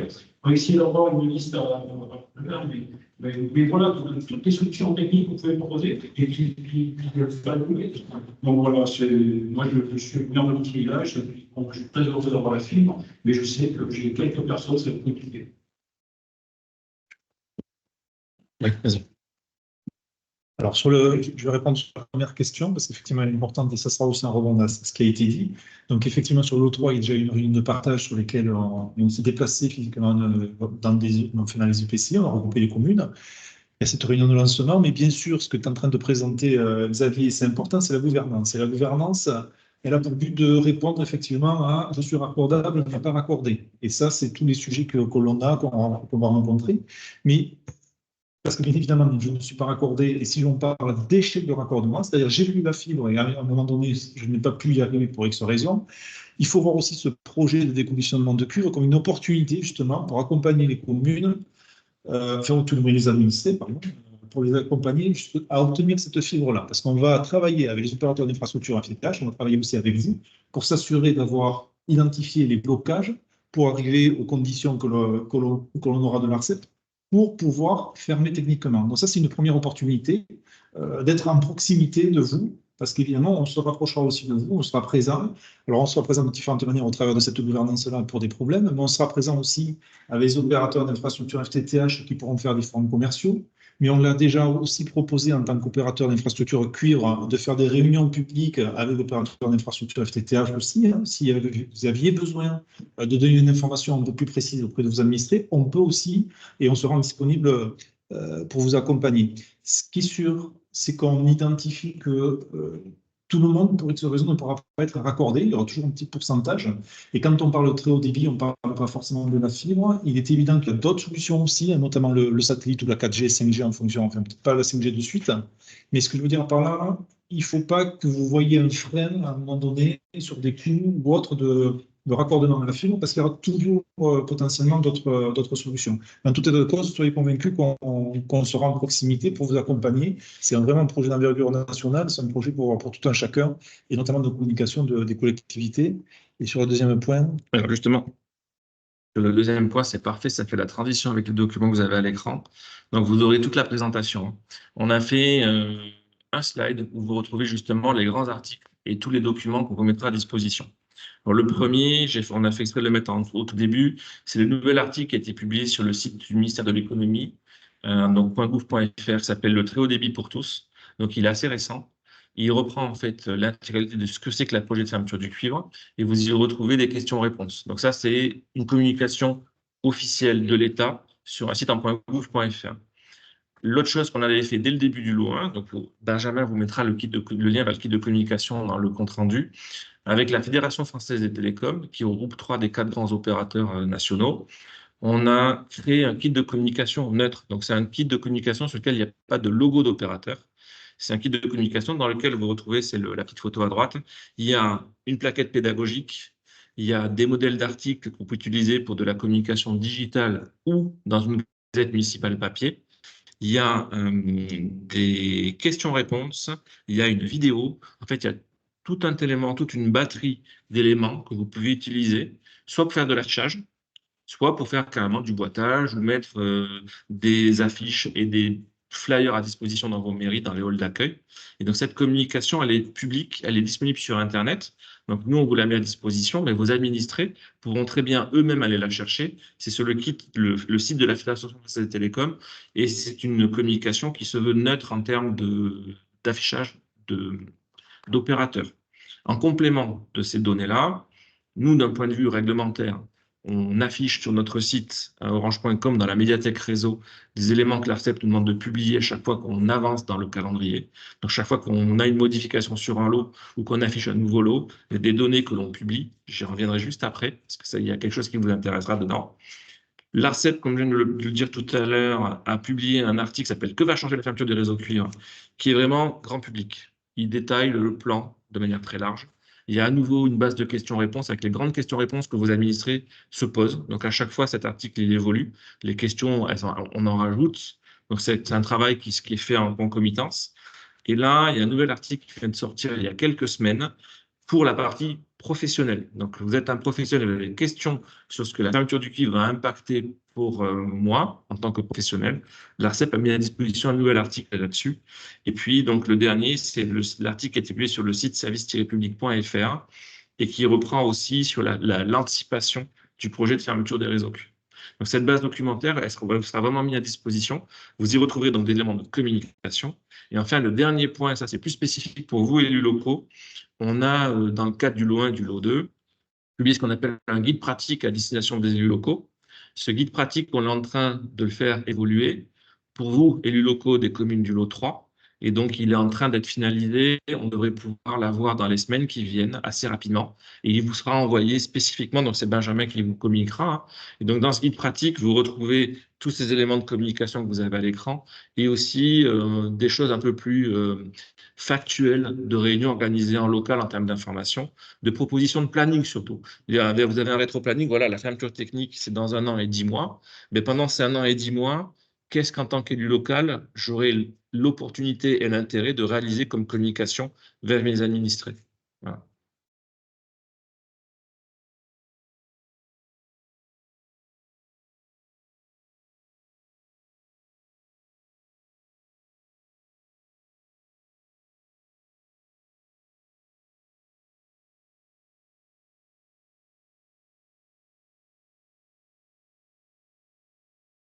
Vous avez parlé de la lettre du ministre. Oui. Qui fait droit oui. Aujourd'hui, je sais pas, passer et le déploiement d'un fibre. Il y a des endroits de télé qui sont passés, effectivement, les opérateurs commerciaux sont venus. Et on a senti dans certains villages une certaine tension parce qu'il y a des gens qui venaient pour renforcer un peu les. Donc, bien sûr, dans ce supérieur, qu'est-ce qui se passe dans la période de mer, c'est normal, tout ça. Et donc, là, c'est important. À un moment donné, la communication en amont de tout ça est très importante. Alors, nous, on a des moyens de communication et c'est très important de nous fournir des éléments peut-être pour communiquer aux gens. Attention, on va déployer, on a un peu cadré de temps en temps pour mettre sur la fibre. Donc, voilà, c'est pas fort. Parce que c'est ce thème de communication tellement important. Alors, j'essaie de reprendre la main. Voilà. Donc, nous, avec les opérateurs d'infrastructure et leurs délégants, donc que ce soit la fibre paloise ou THG64, l'enjeu que l'on aura, ça sera de nous associer aux éléments de communication et au calendrier des actions qu'on va faire. Typiquement, les forums commerciaux, vous serez prévenu, puisque logiquement, on utilisera sans doute des salles qui sont sur vos communes. On verra comment ça sera fait. C'est à la main des OI Fibres. Donc, ce sont bien les opérateurs fibres qui initieront avec vous ces forums commerciaux. Avec Benjamin, naturellement, on sera présent pour venir expliquer le projet. Ces forums commerciaux pourront ou pas être précédés d'une réunion publique. Ça, c'est un peu vraiment au choix de la commune. Si y a un souhait de faire une réunion publique avec tous les administrés. Le seul élément sur lequel on n'a pas la main en termes de planning, c'est la communication que les opérateurs commerciaux feront. Chaque opérateur commercial va choisir la communication qu'il va réaliser vers ses clients. Alors, je peux déjà vous donner des éléments. Hein. Nous, on le suit parce qu'on essaie d'avoir une vision de 360 degrés. On a vu là récemment certains opérateurs commerciaux qui ont commencé à faire de l'affichage dans des abribus, par exemple, sur les communes du lot 1. Donc, on suit un petit peu pour voir ce que ça donne. Ce que je peux vous dire, c'est que les communes du lot 1, qui ont fermé commercialement il y a maintenant 1 mois et demi, les premières actions de communication des opérateurs commerciaux, elles ont eu lieu l'année dernière au mois de mai. Donc, c'est-à-dire que sur le lot 2, on pense que tous les opérateurs commerciaux auront sans doute fait une première communication au mois de mai de cette année. Donc, si on se projette un petit peu, ça veut dire que sur le lot 3, la communication vraiment proactive des opérateurs commerciaux, elle aura sans doute plutôt lieu dans 1 an, en décalage. Parce que le constat qui est fait, c'est que si vous communiquez trop tôt, en fait, c'est un coup d'épée dans l'eau. Donc, il faut arriver à communiquer au bon moment, avec le bon canal. Et c'est vrai que du coup, chaque opérateur commercial est en train de tester, de roder ses processus sur le lot 1 et le lot 2. Donc, vous, sur le lot 3, vous bénéficierez du retour d'expérience. Peut-être qu'ils vont décaler leur communication dans le temps, peut-être qu'ils vont l'avancer, peut-être que certains qui avaient choisi un mode de communication vont changer. Donc, dans les modes de communication, il y a de l'affichage dans les boulangeries, sur les abribus, il y a du boitage, donc mettre des flyers dans les boîtes aux lettres. Il y a du porte-à-porte, certains opérateurs commerciaux le font. Il y a des déplacements, donc certains opérateurs font des stands ou des camions qui se déplacent dans les communes. Donc tous ces biais de communication-là, les opérateurs commerciaux vont les utiliser. Souvent, le constat qui est fait, c'est que les forums commerciaux, pour que ça marche, il faut que ce soit fait sur un périmètre assez large. Donc, j'imagine que ça serait plutôt sur un EPCI complet. Et donc, faire un forum commercial à un moment donné dans une commune d'agglo et embarquer toutes les communes qui sont prévues dans le lot 3 de l'agglo en question. Si vous faites une forum commercial sur une commune qui est trop petite, les opérateurs commerciaux ne se déplacent pas. Et donc, l'enjeu de communication, il sera sur ça. Ça sera de définir la bonne capillarité, la bonne granularité, on va dire ça comme ça plutôt, du forum commercial qui sera réalisé. Voilà. Et donc là, sachez que les opérateurs commerciaux sont vraiment en train de roder leur dispositif de communication.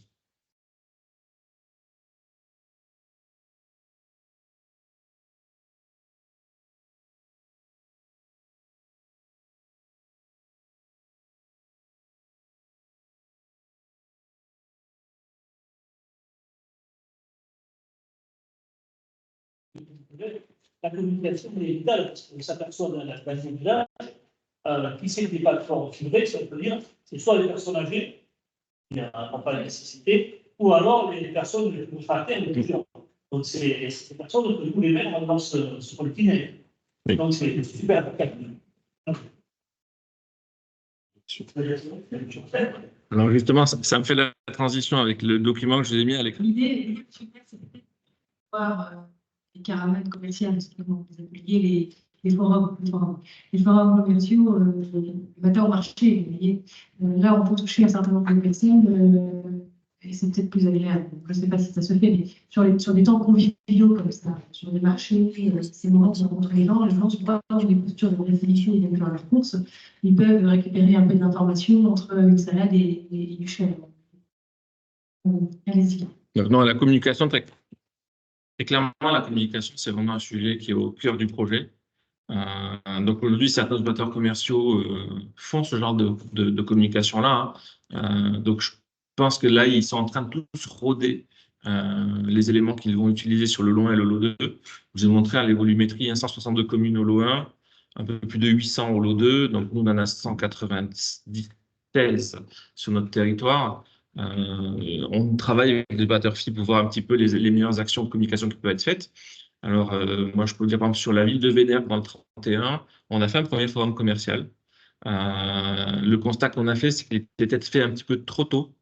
Et donc, ils sont en train de regarder avec le conseil départemental de Haute-Garonne comment essayer de gérer différemment le prochain coup. Parce qu'on fait le constat qu'effectivement, les lignes cuivre encore en service diminuent lentement. Et donc, la fermeture technique, elle est dans 10 mois. Et donc, effectivement, on est en train de regarder un petit peu localement, en termes de communication, avec l'OI fibre, ce qu'on va pouvoir mettre en place. Voilà. Donc, ce chantier de communication est vraiment très important. D'où le fait, voilà, donc on a remis à l'écran, hein, c'est qu'en tant qu'élu local, vous avez vraiment un rôle de facilitateur sur la fin du déploiement de la fibre. Donc, je vous ai montré tout à l'heure, les pourcentages par commune. Il y a certains endroits où il y a des accords syndics. Il y aura peut-être encore des points d'élagage. Voilà, c'est toujours un sujet. Des éventuelles permissions de voirie à certains endroits pour finir le déploiement de la fibre. Ça, c'est un sujet aussi. Et la proximité que vous avez avec vos concitoyens, c'est vraiment quelque chose qu'on a identifié. Alors, il y a certaines choses qu'on nous a suggérées qu'on ne fera pas. Par exemple, aller récupérer les listes des personnes fragiles auprès des ARS. C'est un sujet qui est trop pointu d'un point de vue protection des données, confidentialité des données clients. Donc ça, très concrètement, c'est le genre d'action qu'on ne peut pas faire. Par contre, sur certaines communes qui ont un CCAS qui est actif, il y a une connaissance via le CCAS de personnes fragiles. Ça, on a parfaitement la possibilité, avec vous, élus locaux, via vos CCAS, d'échanger avec l'exploiteur fibre pour voir effectivement ces personnes fragiles que vous avez identifiées à travers les CCAS, voir comment éventuellement on pourrait les accompagner spécifiquement. Voilà. Ouais. Là, c'est la sous-préfet qui parle sur les aspects sécurité et protection de nos populations. Il y a peu de cuivre. Oui. On est raccordable mais pas raccordé. De fait, les accords en termes de capacité à se parler, s'appeler, les moyens d'urgence. Il doit y avoir d'autres systèmes un peu techniques, mais rassurez-moi peut-être sur ce point. Alors, il se trouve qu'avant d'être sur la partie extinction du cuivre, j'étais sur le programme de délestage. J'ai beaucoup travaillé sur la partie gestion de crise. C'est bien aux opérateurs commerciaux qu'il appartient, qu'au moment de la fermeture technique, il y ait une solution alternative qui était mise à disposition de vos administrés. Donc, il n'est pas question de laisser à vos administrés la fermeture technique quand le cuivre va être coupé sans solution d'appel. Donc, c'est pour ça que ça, c'est très important et c'est là-dessus qu'on insiste fortement. Vous n'êtes pas, en tant qu'élus locaux, responsable de vous assurer que vos administrés ont bien une solution technique qui a été mise à sa disposition. Par contre, un opérateur commercial, lui, il a comme enjeu contractuel et juridique d'accompagner son client et de le faire migrer vers une solution alternative. Donc, la fibre en premier lieu dans 99% des cas. Mais si à la date de la fermeture, c'est comme aujourd'hui, en gros, il y a certains grands opérateurs commerciaux, quand vous avez des gros dérangements collectifs dans des tempêtes, par exemple, des grosses tempêtes. Là, Sierra Domingo, récemment, sur lequel moi j'ai contribué, ça a impacté nos propres réseaux, mais des réseaux d'autres opérateurs fibre. Il y a eu un certain nombre d'actions de suivi qui ont été mises en place, et notamment les grands opérateurs commerciaux, ce qu'ils faisaient, c'est qu'ils peuvent être amenés à prêter des box 4G temporaires, ce qu'on appelle une sorte de flybox, qui permettent quand même de passer des appels en voie sur IP. D'autres solutions comme ça qui sont mises à disposition. Et donc, ce genre de solutions, elles seront utilisées de manière effectivement à permettre à tous les clients d'un minimum pouvoir passer des appels une fois la fermeture technique arrivée. Mais l'idée, c'est d'anticiper. Ce que je peux vous dire, c'est qu'on a arrêté 6 communes le 31 mars 2023, les 6 premières qu'on a arrêtées techniquement. Il y avait moins de 20% des lignes qui n'ont pas été migrées à cette date de fermeture technique, et la plupart des lignes qui n'étaient pas migrées vers la fibre, c'était en fait des lignes inutilisées. Souvent, c'était des entreprises qui avaient encore des accès cuivre, qui ne savaient même plus qu'ils avaient en base, et donc en fait, ils ont complètement zappé de les faire migrer. Donc voilà, et donc ça aussi, sur le lot 1, il y a un suivi très précis de l'ARCEP qui va être fait, puisqu'on a quand même 200 000 logements, 162 communes. Donc, il y aura un retour d'expérience qui sera regardé pour que dans moins d'un an maintenant, à la fermeture technique des communes du lot 1, on voit réellement ce que les opérateurs commerciaux auront mis en place. Voilà. Mais c'est vraiment un vrai souhait que là-dessus, il n'y ait aucune difficulté. Après, d'un point de vue obligation, donc en 2023, il y a eu ce qu'on appelle l'analyse de marché menée par l'ARCEP. Cette analyse de marché a abouti à la nouvelle réglementation cuivre-fibre qui a pris effet au 1er janvier 2024. Et notamment dans cette nouvelle réglementation, pour vous, élus locaux, il y a certains assouplissements sur les ERP, donc les établissements recevant du public. Il y a certains assouplissements qui sont faits. Typiquement, un autre cas que je peux citer, vous savez que tous les immeubles ont un ascenseur. Jusqu'à il y a quelques mois, un ascenseur, il devait y avoir une ligne cuivre de secours pour appeler les secours si quelqu'un était bloqué dans l'ascenseur. Depuis la nouvelle réglementation, ces ascenseurs peuvent migrer sur une ligne fibre, mais ce n'est pas ce qu'ils font. La majeure partie des cas, les ascenseurs, ils migrent en fait sur une centrale mobile avec une carte SIM. Et donc, la ligne de secours, elle n'est plus cuivre, elle est mobile. Et donc ça, là-dessus, en fait, dans la réglementation, il y a aussi quelques évolutions et quelques assouplissements. Et vous, pour vos bâtiments administratifs, que ce soit des salles de sport, des piscines municipales ou autres, vous devrez effectivement faire évoluer les lignes qui sont en place sur ces équipements, mais ça ne sera pas forcément une ligne FIMA. Il y a des critères assouplis qui vous permettront avec vos services de regarder comment vous voulez faire évoluer ces obligations-là pour les respecter.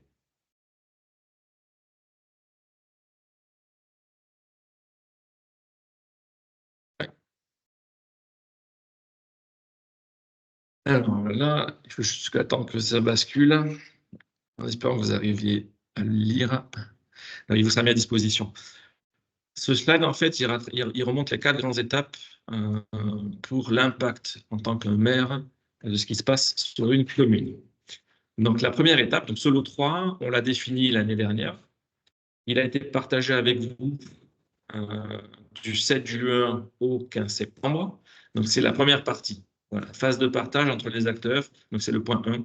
Donc, c'est, voilà, je suis maire, je suis informé de la proposition que le cuivre aimera dans la commune. Je signale à l'opérateur cuivre des potentielles difficultés majeures qui pourraient être rencontrées sur le territoire.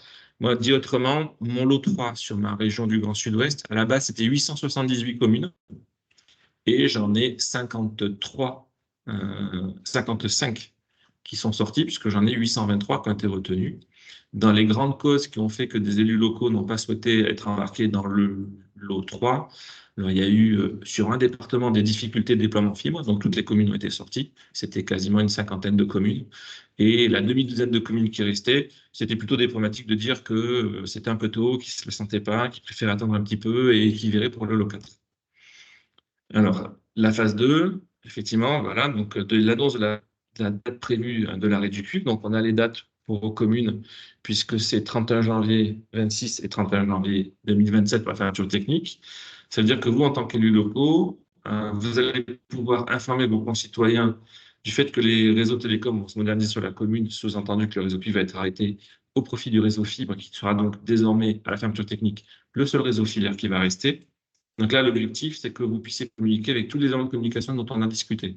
Et surtout, qu'on vous donne aussi les clés pour dire, OK, le moment clé auquel je peux commencer à communiquer ou faire telle ou telle action, c'est celui-là. Et donc ça, on va dire, ce glossaire des actions à communiquer, on est en train de le mettre à jour, on va vous l'envoyer normalement dans les semaines qui viennent. Voilà. Et il est spécifique, commune du lot 3, vous aurez les grandes étapes derrière. Alors, ce qui reste à faire finalement, le gros pavé bleu, c'est les actions à mettre en œuvre pour préparer la fermeture commerciale. Donc, sur vos communes, c'est dans moins de 2 ans. Et le dernier pavé en jaune, c'est préparer la fermeture technique. Donc, sur vos communes, c'est dans un petit peu moins de 3 ans. Donc, l'objectif, en gros, il y a 2 grosses étapes. C'est accompagner mes concitoyens en communiquant régulièrement sur la modélisation des réseaux de télécom. Ça, pour ce faire, ça veut dire que sur les communes qui ne sont pas encore à 100%, il faut qu'on vous mette en visibilité, finalement, ce qui reste encore à déployer d'un point de vue fibre sur votre territoire. Et donc, justement, pour pouvoir faire ça, la deuxième partie de ce pavé-là, c'est je suis facilitateur des déploiements fibre. Et donc, pour moi, là-dessus, c'est ce que je disais tout à l'heure, il y a vraiment 2 actions prioritaires. C'est qu'on arrive à bien identifier les syndics qui n'ont pas répondu sur vos communes, et où donc on a des logements, des immeubles qui sont bloqués. Et puis, c'est si jamais il y a quelques endroits où les opérateurs fibre ont des difficultés de déploiement, donc élagage, permission de voirie, ce genre de choses-là, que vous puissiez du coup, en tant qu'élus locaux, amener une connaissance de votre territoire et qu'éventuellement on puisse trouver des solutions. Donc avec, si tu veux intervenir, surtout vas-y. Je compléterai avec ce que tu dis sur un élément aussi essentiel pour nous par rapport à l'infrastructure, c'est la mise à jour des adresses et de la balade. Voilà. C'est très important. Alors oui, puisque la loi prévoyait que les grandes communes devaient avoir mis à jour toutes leurs adresses pour le 1er janvier 2024. Et pour les communes de taille plus restreinte, c'est le 1er juin ou 30 juin 1er juin. 1er mai? Non. Donc, effectivement, pour les opérateurs fibres, il est très important qu'il y ait donc une corrélation là-dessus. Alors, ce que je ne vais pas expliquer, c'est que, justement, pour faciliter l'identification de ces adresses-là, avec l'ARCEP, il a été convenu que nous fassions un recollement d'adresses. Donc, en fait, à chaque fois qu'un lot est lancé, qu'il est mis en production, en tant qu'opérateur qui possède notre local cuivre, on a accès à une base de données, notre vieille base de données sur les réseaux cuivre, et on récupère dans les fichiers IPE que mettent à jour les opérateurs qui déploient la fibre, les logements identifiés, les adresses identifiées de ces logements. Et en fait, on vient faire un recollement, c'est-à-dire qu'en fait, on superpose les adresses, on regarde ce qui fonctionne bien, ce qui matche bien et ce qui ne matche pas.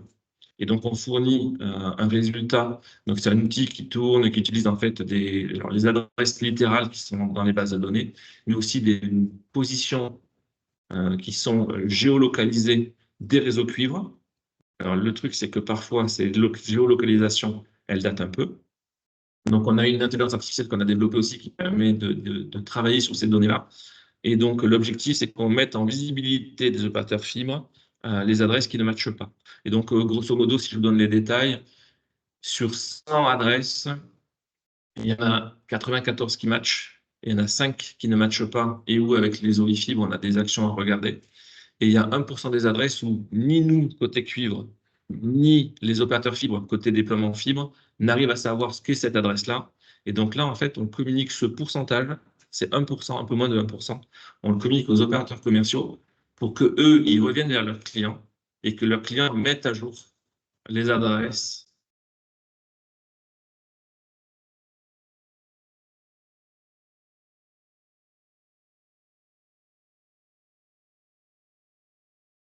Sur les réseaux fibres. Et donc, dans certains cas, il peut y avoir quelques petites corrections à mener.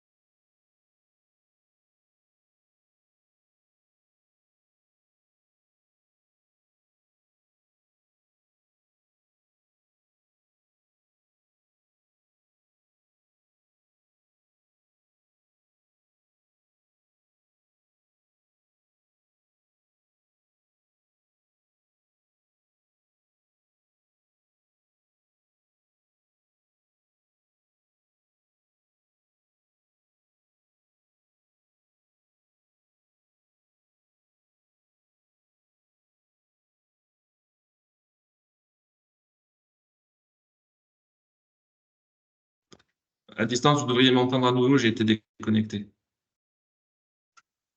Et oui, ça devrait être bon. Et je repartage mon écran. Voilà. Donc ça, c'est quelque chose qui est nouveau, qui a été introduit donc, depuis le 1er janvier de cette année, sachant que dans le fichier réglementaire que l'on publie sur notre site, à chaque fois que l'on publie un nouveau lot, on actualise aussi des données. Donc, c'est un fichier qui est public. On vous le mettra aussi en visibilité. Ce coup-ci, il est quand même technique. Donc, dans ce fichier, on communique vers les opérateurs d'infrastructure fibre une information sur le taux de ligne cuivre encore active à la commune. Parce que je vous disais tout à l'heure que nationalement, on a à peu près un peu moins de 30% de lignes cuivre actives. Si je vous communique donc cette donnée, on la met à disposition à partir du moment où la fermeture commerciale a été prononcée. Et donc, si je prends le cas du lot 1, donc sur mon territoire, j'ai 17 communes dans le lot 1. J'ai sur ces 17 communes, 8 communes qui ont moins de 10% de lignes cuivre actives. Et là, dans ce cas-là, on précise au pourcentage près le nombre de lignes cuivre actives. Et donc, j'ai dit 8, donc les 9 autres sont entre 10 et 15%, enfin entre 10 et 20%. Et donc, à chaque fois que ce fichier est actualisé, on met à jour les données et on les publie sur le site internet d'orange.com dans la médiathèque réseau. Et donc, ça permet à tout l'écosystème d'avoir accès à ce fichier. Et donc, c'est un fichier qui est réglementaire et qui contient un certain nombre de données sur les communes, que ce soit le nombre de logements publiés, le taux de lignes raccordables. Voilà, ce sont des données qui sont publiques et qui sont publiées en ligne. Et j'ai fait le tour.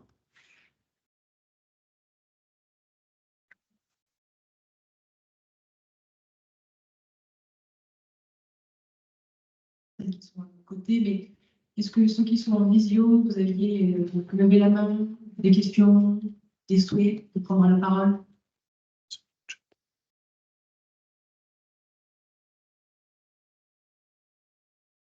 Monsieur le maire de Nedèche, vous êtes toujours avec nous, vous faites partie du lot 3. Je vous ai vu dans la Comcom. Je suis toujours là, je suis toujours là. Vous êtes toujours là, vous n'avez pas de questions, Non, non, non, juste, bon, les interrogations seront plutôt sur les maisons, les habitations qui sont à cheval sur 2 intercos.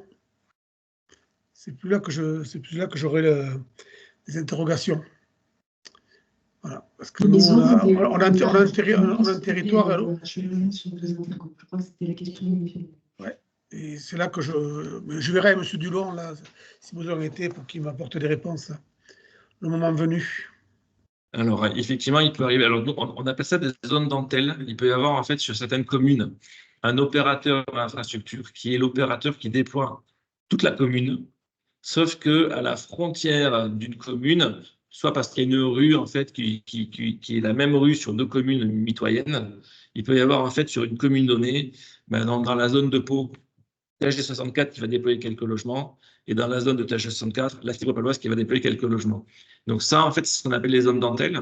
Et ces zones, elles sont décrites dans les fichiers IPE, donc les fichiers réglementaires où sont identifiés les logements. Et en tant qu'opérateur d'infrastructure cuivre, on s'assure avec les opérateurs qui déploient la fibre que tous les logements qui sont dans ce cas-là seront bien raccordables au moment de la fermeture commerciale. Donc en fait, ils seront suivis de la même manière que les logements normaux. Est-ce que j'ai répondu à votre question? Oui, oui. On verra le moment venu. Alors, je vois une question dans le chat. Alors, je pense que c'est la commune de... Donc, Madame Lapêtre. Peut-on avoir le listing des abonnés non déployés? Alors, effectivement, alors c'est Précision, merci. Pour moi, en fait, les déploiements fibre, ils sont aussi cartographiés. Donc, il y a des sites Internet publics où vous pouvez récupérer cette information. Et après, je laisserai peut-être la parole à chaque OI Fibre pour qu'il apporte sa précision. Mais l'ARCEP publie elle aussi un site qui s'appelle macartefibre.arcep.fr où vous retrouvez, alors les données sont mises à jour tous les 3 mois, mais vous retrouvez effectivement en fait la donnée, l'information. Donc, vous avez le cadastre en fond ou une vue satellite. Et vous avez l'état de déploiement de chaque logement. Donc, chaque logement est identifié. Et donc, ça, c'est le site de l'ARCEP qui est construit à partir des fichiers IPE. Et ensuite, de chaque côté de batteur fibre, je ne sais pas s'il y en a qui veut après compléter ma réponse, il y a aussi effectivement des sites qui sont prévus pour. Je laisse la main justement à THD 64. Tout à fait. En fait, THD 64, par exemple, la disposition Carrefour qui permet d'identifier visuellement si le logement est raccordable ou pas.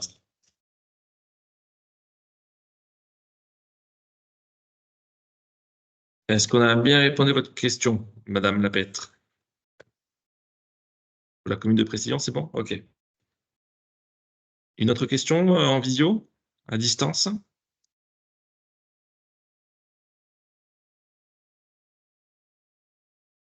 Dans la salle. Non.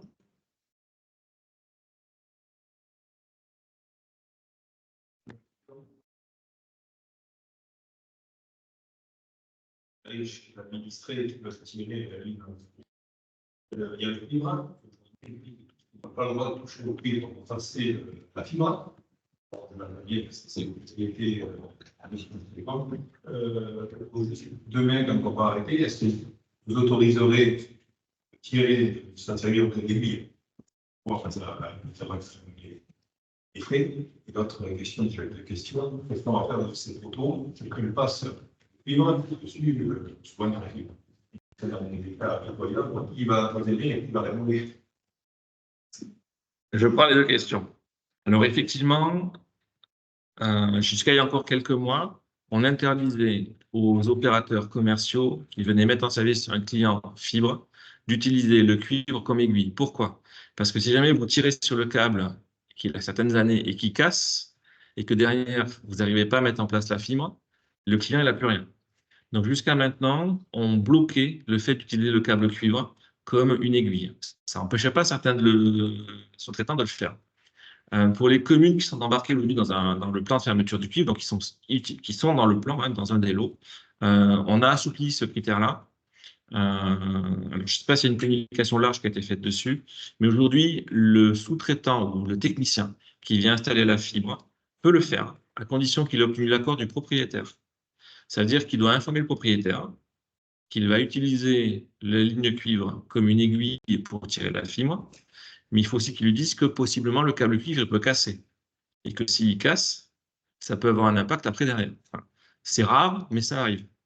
Donc, c'est-à-dire que derrière, le client, il a plus d'ADSL ou il n'a plus de téléphone.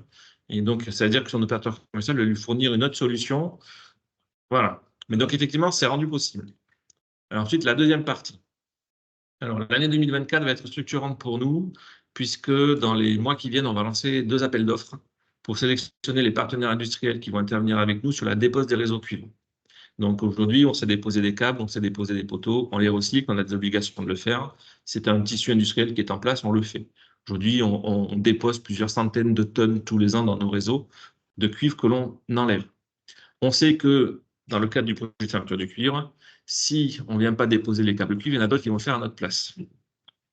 Voilà. Surtout que le coût de la tonne de cuivre ne devrait pas diminuer dans les années qui viennent, il est tout prévu qu'il monte. Donc on a un projet qui est structurant pour définir les acteurs, la manière dont ils vont le faire, comment on va les contrôler, puisque les opérateurs fibres sont dans la salle ici, et ils vont avoir un objectif de suivi, c'est que les entreprises qui vont intervenir pour nous pour déposer les réseaux cuivre ne viennent pas dégrader la qualité de service des réseaux fibres, surtout dans les parties où les câbles sont en aéré. Donc ça, c'est le premier point. Donc l'autre item, c'est qu'on a environ 100 000 armoires de sous-répartition, qui sont donc les installations en aval des centraux téléphoniques. Un certain nombre de ces armoires sont amiantées, et donc, on va être amené à les démonter. Et pour pouvoir les démonter, idem, on lance un appel d'offres spécifique avec des entreprises qui sauront traiter les interventions sur ces locaux qui sont amiantés. Un, pour les démonter, les recycler et remettre en état le domaine public, puisque quand on aura éteint nos réseaux cuivre, on va démonter nos installations, et on devra remettre en état le domaine public, là où étaient notamment posées ces armoires de sous-répartition. Donc ça, c'est l'année 2024 qui va le structurer. Alors souvent, la question que j'ai derrière, c'est très bien, quand est-ce que vous commencerez à déposer les équipements? Alors, pour qu'on puisse déposer les équipements, il faut que les centraux téléphoniques soient arrêtés. Ça veut dire qu'on va vraiment commencer à l'issue de la fermeture technique du lot 3, mais surtout à l'issue de la fermeture technique du lot 4. Parce que, je vous disais tout à l'heure, hein, le lot 4, on aura fait un quart du terrain de jeu. Donc, on va vraiment commencer à avoir des centraux téléphoniques qui seront arrêtés. Donc, c'est vraiment là qu'on va commencer à faire de la dépose massive de câbles.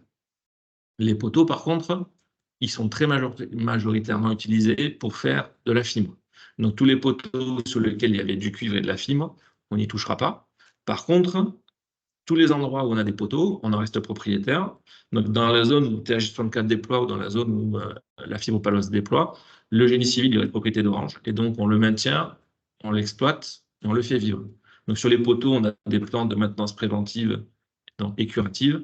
Donc, c'est-à-dire que ces plans de maintenance, ils sont prévus pour durer dans le temps.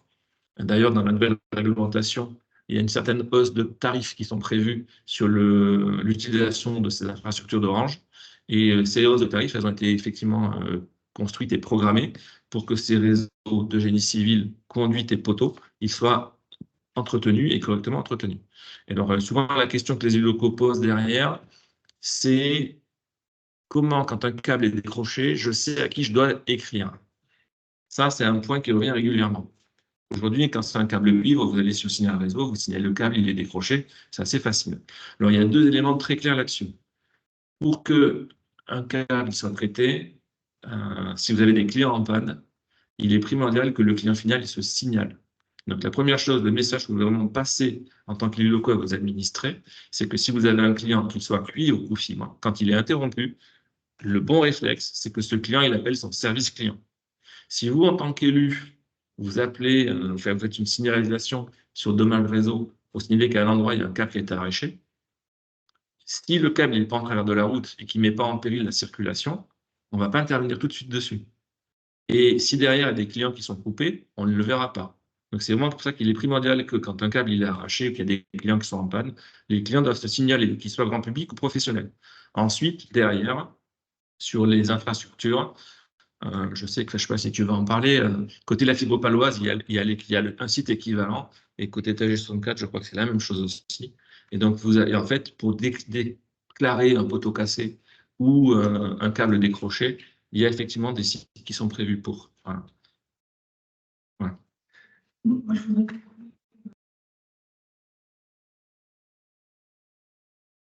voudrais évoquer, mais ce sera la conclusion de cette réunion. D'abord, je voulais savoir si vous avez des questions. Oui, je voulais revenir sur la communication. Je vais faire un petit retour d'expérience sur le travail. J'ai appelé un peu par hasard quelles étaient les communes qui étaient pressenties. J'ai appelé chaque commune. Mon voisin n'avait pas reçu le courrier, donc ici. Et il y a d'autres autres, qui m'a demandé mais en quoi qu'est-ce que ça va changer pour nous? Le courrier, on nous explique que la commune est descendue par partie du mot et que s'il y avait des questions, ils en posent. Mais les gens ne savent pas forcément ce que ça comporte.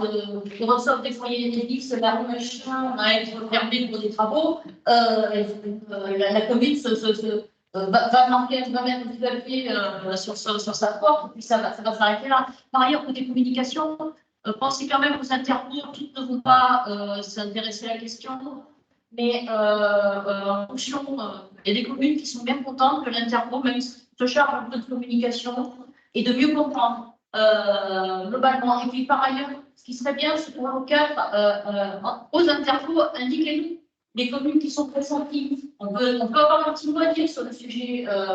On connaît les maires, on connaît les situations. C'est pas la peine de vous mettre en difficulté, alors qu'on peut peut-être vous aider, peut-être vous commenter. Et puis, en fonction des interpros, il n'y a pas une seule interpro qui ressemble à une autre. Vous parlez d'élagage, vous parlez de Carrefour de Paris. Chez nous, la CCLO, c'est nous. Dans Paris, c'est pas à la mairie, c'est à l'interpro. L'élagage, c'est à l'interpro. Donc, c'est vraiment des choses à tenir et tenir compte de l'interpro parce que vraiment avoir un rôle facilitateur et de communication et de sensibilisation. Expliquer aux maires à quoi ça correspond et peut-être d'ici la fin de l'année, même chez nous, là, je vais parler avec tout le monde, faire une conférence des maires toute la fin de l'année, début d'année prochaine, parce qu'effectivement, il ne faut pas le faire trop tôt, pour leur expliquer. Leur expliquer tous les tenants et aboutissants. Voilà, un petit peu ce qu'on a fait aujourd'hui, mais de manière plus précise à l'intérieur de l'interco.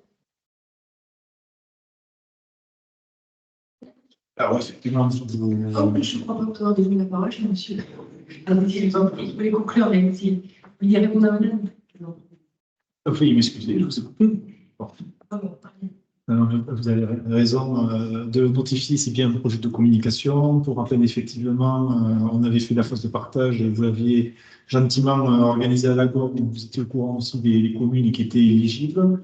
Malgré toutes les communications que l'on fait, c'est bien de le rappeler.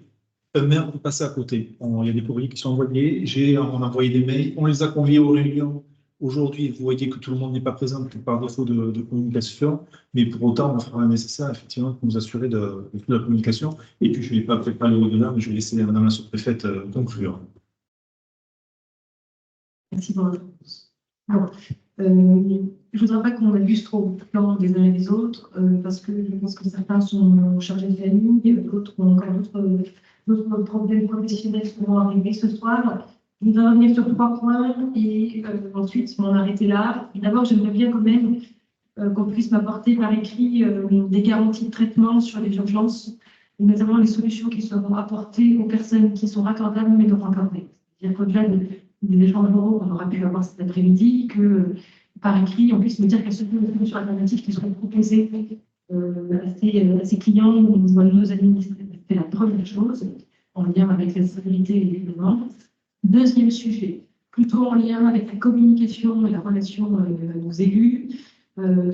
J'aimerais qu'on soit sûr et certain qu'il est bien en tête le carnet d'adresse de qui fait quoi et qui on appelle à quel moment. Entre la fermeture commerciale, la fermeture technique, le déploiement sur le terrain. Je ne sais pas si on peut simplifier, en tout cas, ce que nous demande quand même dans la République, c'est-à-dire d'avoir une forme de guichet unique. Peut-être pas avoir un guichet unique sur toute la procédure, parce que je comprends qu'il y a différents opérateurs et différentes phases, mais au moins par phase. Si moi, un maire vient me dire, Madame la sous-préfète, je ne comprends rien, j'appelle qui dans ce monde-là, je puisse lui dire, vous êtes à quelle période? Fermeture commerciale, telle personne. Vous êtes en fermeture technique, tel opérateur. Donc là, il y a un exercice de lisibilité et puis de synthèse à réaliser. C'est ce que j'appellerais le carnet d'adresse, que vous ensuite diffuser, le 1, le 2, le 3, le 4. Et le dernier sujet, c'est le 4. Donc ça, c'est la suite de notre travail. On va réaliser le même exercice avec les communes qui seront approchées pour le 4. On sera beaucoup plus nombreux, je crois, vous l'avez dit, les services plus d'une centaine. Non, donc l'exercice sera peut-être un peu plus délicat, on proposera peut-être une vidéo. Alors on avait réfléchi à la maille intercommunale, mais parfois on a aussi besoin de voir les communes, en plus des intercos. Donc je vais réfléchir, on va en reparler entre nous, entre services, pour savoir si on propose une vidéoconférence à 100, on sait faire maintenant d'habitude, ou si on reste sur un format plus restreint.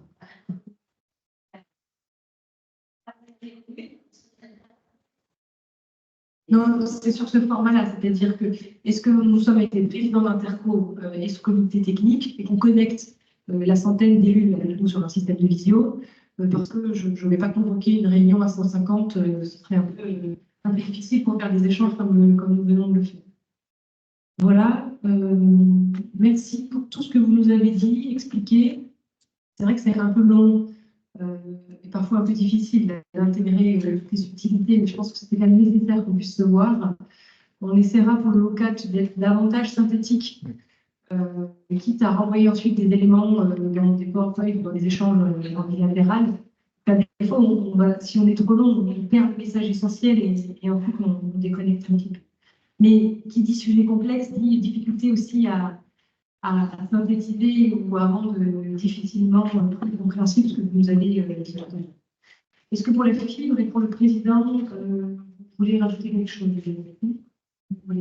Non, on va surveiller ça avec la même équipe que pour le livre, parce qu'on a un petit peu peur que le débat soit confisqué, que les maires ne soient pas suffisamment confondus. La communication, c'est qu'on est deux sens. C'est très bien ce que vous faites en matière de communication, la préparation des documents. Non, un problème serait d'une certaine façon à BLI, serait de la même façon à BLCU, mais il y aura une spécificité dans chacun de ces tâches et j'ai peur, en vous écoutant, que ces spécificités ne soient pas entendues et donc ne soient pas traitées. Voilà. Il y a deux solutions pour ça. Je pense pareil, Michel Audouin, car les adresses, d'abord, pour régler le problème, il faut savoir à qui on s'adresse. Et deux, c'est le contexte. Il y a des choses qui vont dérouler, qui vont pouvoir se faire facilement. Il y a des choses sur lesquelles il va y avoir des points de recrutement, des irritants. Et donc là, qui dit cellule de cas complexe, dit possibilité pour un maire de s'approcher de vous des uns et des autres en disant moi, là, j'ai plus d'un retard, dans telle rue, ça ne va pas, avec un tel, ça ne va pas. Est-ce qu'on peut se voir à la mairie? Est-ce qu'on peut avoir une troisième téléphonie pour se mettre en visio? Et j'aimerais qu'on règle les problèmes. Donc, ça peut se traiter qu'à cette maille-là. On ne va pas pouvoir traiter les cas complexes ici en comité stratégique. Mais ça, c'est une méthode qui doit être déclinée et qu'on doit avoir à l'esprit.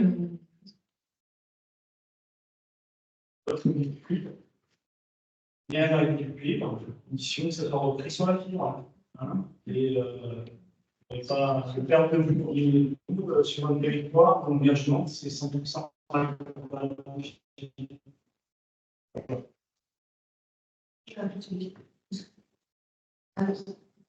Sur les chiffres de 100% quand même, on dit évolue 100% à la nature, c'est un refus.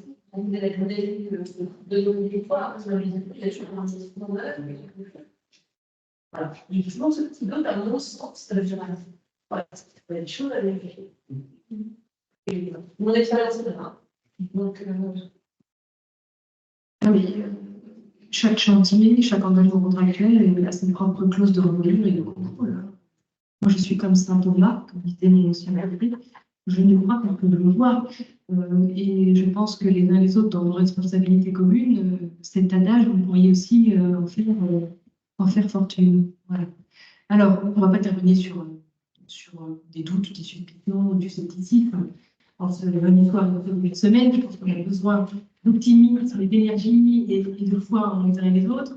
Avançons sereinement, sachons nous parler s'il y a irritant et problématique à communiquer. Et puis, autant que de besoin, vous avez quand même toujours, bien évidemment, la maison de l'État, ici, la préfecture, en capacité de faire du lien et de faire de la médiation s'il y avait un hiatus relationnel entre les uns et entre les autres. Voilà, je vous souhaite une bonne soirée, une bonne semaine et je vous dis à bientôt. Merci. Très bientôt à distance et à votre disposition aussi si vous avez besoin. Merci, bonne soirée. Bonne soirée à tous. Au revoir.